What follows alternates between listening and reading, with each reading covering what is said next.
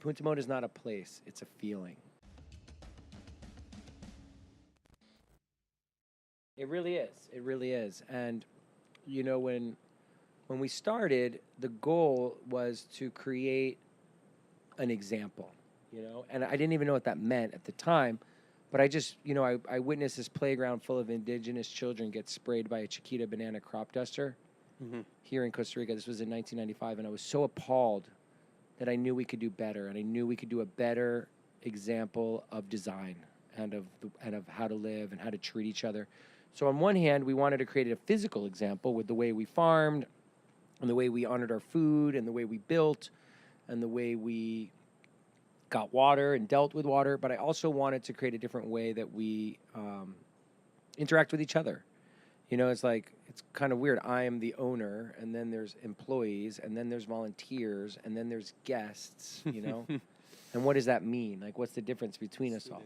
And students, you know, it's like all these different, you know,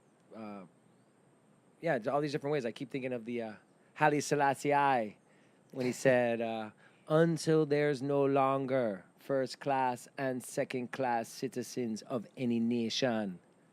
You know, it's like, you know, it's like we didn't want there to be like people coming, hey, can I help you, sir?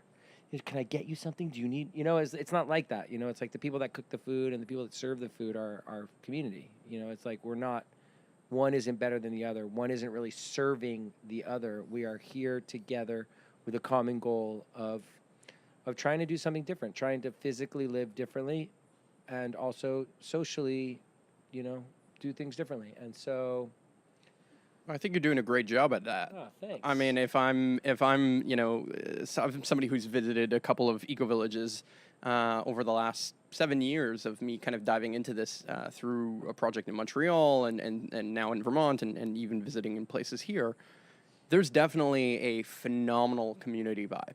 And it's not just because we hold hands before a meal, or it's not just because of the permaculture or the trees or all of the different things. It's not just of the quality of the people. It's really all of those things combined with the very real intention of what you just spoke, which is you don't want to be necessarily the boss man or the person who's like running the entire ship all the time, that this really is a community. This really is co-creative.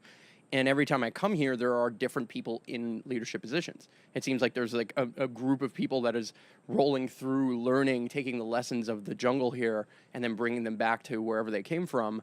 And I know for a fact that that has had quite an impact on a ton of people. You know, we even, you know, Garrett's also on this podcast right now. hey, Garrett. Hey there.